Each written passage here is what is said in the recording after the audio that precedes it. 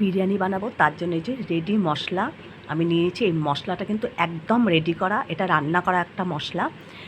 এই যে 2টো প্যাকেট নিয়েছি 1 কিলো 300 চিকেনের জন্য। এই যে মশলা দুটো দিয়ে বিরিয়ানি হবে। এই যে ওই মশলা দিয়ে আমি চিকেনটা রান্না করব। তার জন্য 1 কিলো 300 চিকেন নিয়ে নিয়েছি, ভালো করে ধুয়ে পরিষ্কার করে। বেরেস্তা বানাবো তার জন্য ঝিরিঝিরি করে পেঁয়াজ কেটে নিয়েছি আর বড় বড় করে আলু কেটে নিয়েছি। এই যে মাংসটা কিন্তু ভালো করে আমি ধুয়ে নিয়েছি।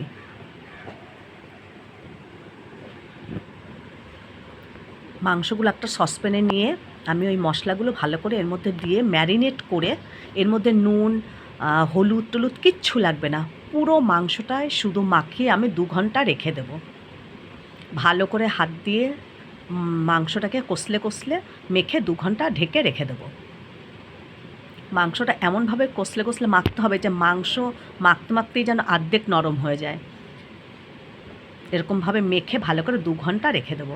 এর মধ্যে আমি কোনো মশলা আর কিছু দেবো না, এই যে রেডি করা মশলাটা ওটা দিয়ে মেখে রেখেছি 2 ঘন্টা। এই যে 2 ঘন্টা পর এটা ঢেকে রেখে দিলাম। 2 ঘন্টা পর এটাকে নিয়ে আসবো। আর এদিকে আজকে কিন্তু বাসমতি বা দেরাদুন রাইস নিইনি, ঘরের সরু মিনিকেট চাল দিয়ে আজকে বিরিয়ানিটা করব।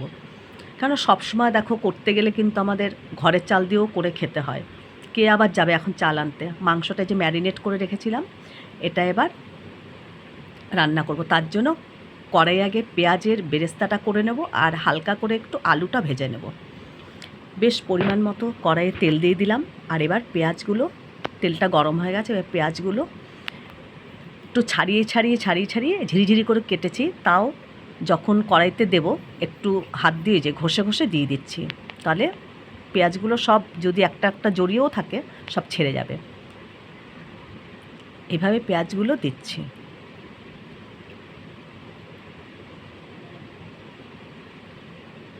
পেঁয়াজগুলো দেওয়া হয়ে গেছে, এবার একটু নেড়ে চেড়ে সামান্য একটু এর মধ্যে নুন দিয়ে দেবো, তাহলে বেরেস্তাটা ভাজাটা খুব ভালো হয়, তাড়াতাড়িও পেঁয়াজগুলো নরম হয়ে যাবে, ভাজাও তাড়াতাড়ি হবে। এই যে একটু নুন দিয়ে দিলাম।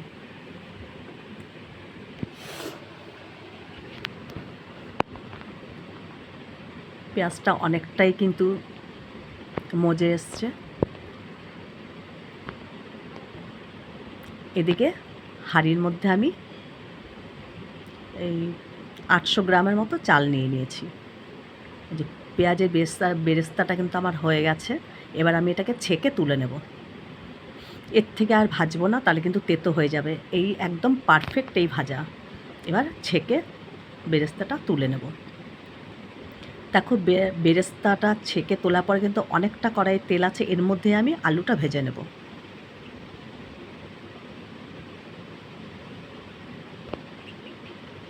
বেরেস্তাটা একটা থালার মধ্যে তুলে নিয়েছি। দেখো কি সুন্দর ঝুরঝুরে ঝুরঝুরে হয়েছে, খুব সুন্দর বেরেস্তা হয়েছে। ওই কড়াইয়ে এবার আমি আলুটা ভেজে নেব। সব আলুগুলো দিয়ে দিলাম। আলুগুলো দেওয়ার পরে এর মধ্যে একটু নুন আর একটু হলুদ দেবো, তাহলে আলুর কালারটাও ভালো লাগবে দেখতে।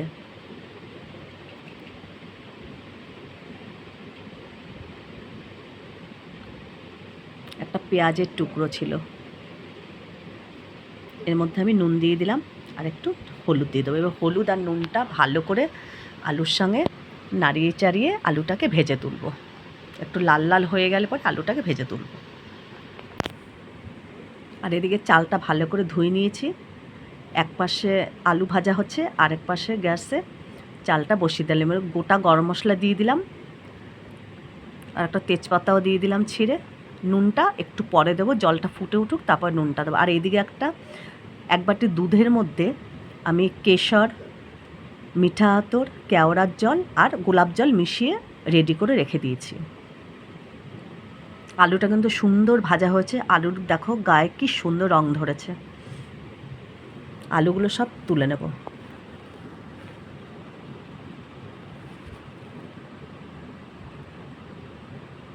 একে একে করে আলুগুলো সব তুলে নিচ্ছি।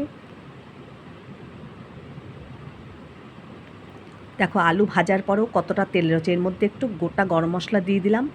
এর মধ্যে আমি আর এক্সট্রা তেলও ব্যবহার করবো না, ওই মশলাটা যে রেডি করা ওর মধ্যে কিন্তু প্রচুর তেল থাকে।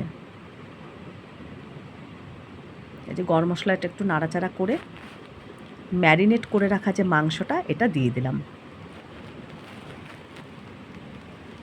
এবার ভালো করে নাড়িয়ে চাড়িয়ে মাংসটা খুব ভালো করে কষিয়ে নেব। দেখো নাড়াচাড়া করাতে কিন্তু বোঝাই যাচ্ছে যে মাংসের মধ্যে কিন্তু ওই মশলাটার মধ্যে অনেক তেল থাকে। খুব ভালো ওই মশলাটা কিন্তু আমাকে একজন দিয়েছে হায়দ্রাবাদ থেকে এনে, ওটা একদম রেডি করা। আর মশলাটা দারুণ টেস্ট।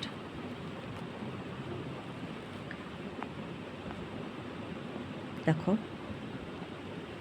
মাংসটা একটু কষিয়ে নাড়াচাড়া করেই ভালো করে একটু কষিয়ে নিই, প্রায় কষা হয়ে গেছে।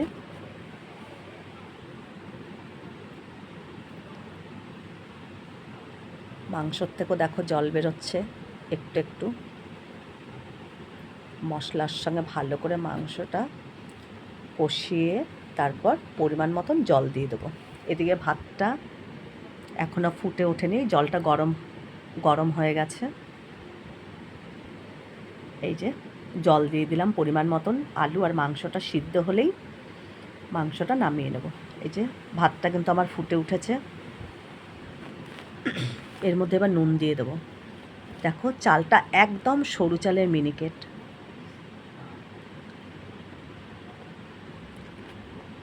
চালটা মিনিকেট, খুব ভালো মিনিকেট, কিন্তু শুধু বাসমতি দেরাদুনের মতন সেন্টটাই বেরোবে না চালের, নাহলে চালটা কিন্তু খুব ভালো চাল। একটু নুন দিয়ে দিলাম।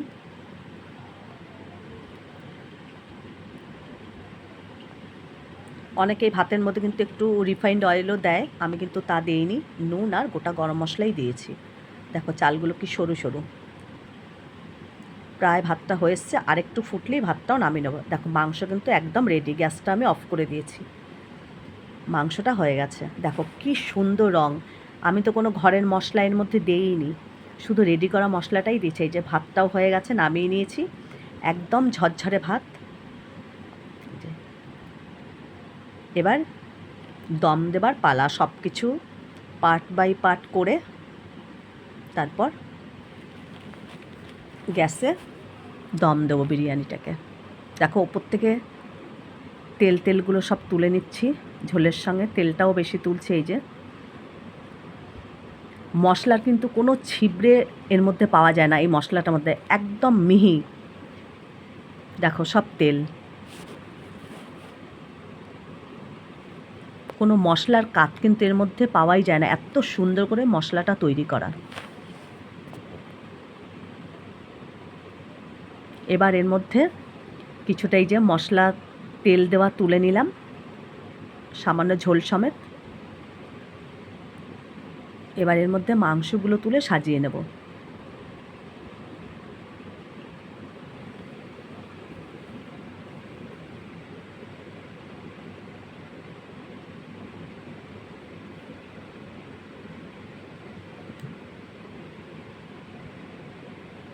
মাংসগুলো সাজিয়ে সাজিয়ে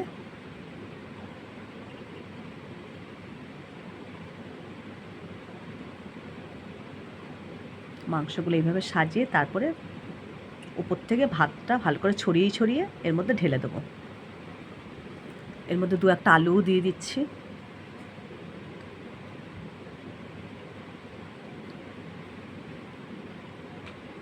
ভালো করে সাজিয়ে নিচ্ছি। এর মধ্যে এখন আমি ভাতটাকে দিয়ে দেবো। দেখো চালটা কি ঝুরঝুরে হয়েছে ভাতটা আমার।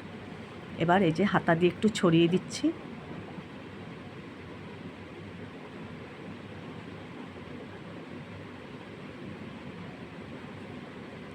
আবার ওপর থেকে আলু মাংস আবার ওরকম সাজিয়ে সাজিয়ে দিয়ে দেবো।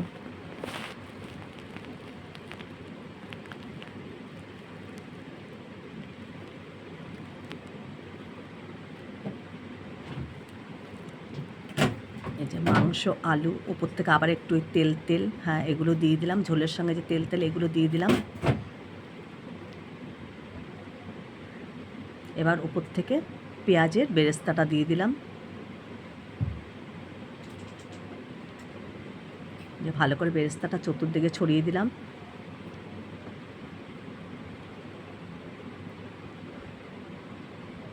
আর একটু বিরিয়ানির মশলা ওপর থেকে ছড়িয়ে দিলাম, আর ওপর থেকে ঘি গলিয়ে রেখেছি, ঘি দিয়ে দেবো। আর এই যে দুধ দিয়ে যে কেশরের জলটা, সেটা চতুর্দিকে ছড়িয়ে দিলাম।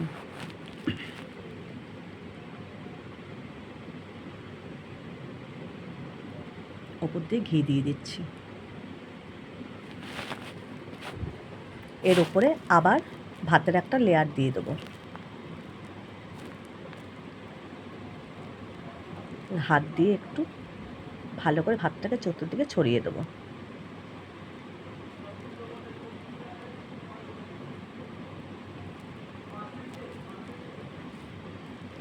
ভালো করে একটু ছড়িয়ে দিচ্ছি। ভীষণ গরম।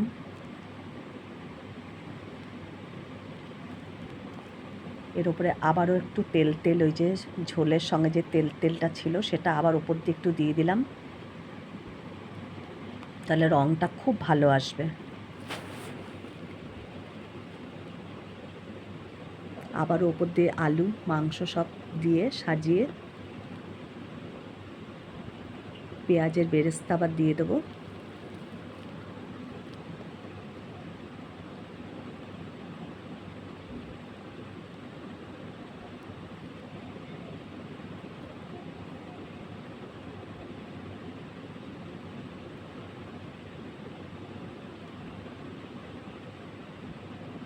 ওপর দিয়ে আবারও বেরেস্তা ছড়িয়ে দিলাম। আবারও এর ওপরে আবার বিরিয়ানির মশলাও দিয়ে দেবো।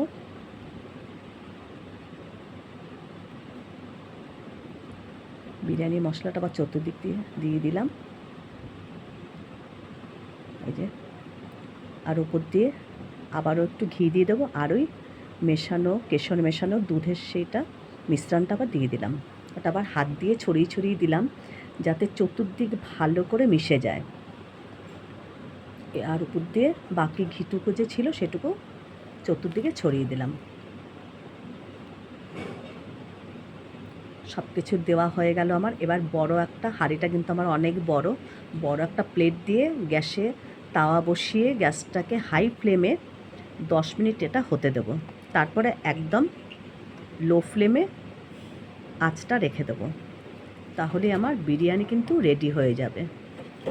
প্রায় 35 থেকে 40 মিনিট রেখে দেবো গ্যাসে, একদম লো ফ্লেমে রেখে দেবো।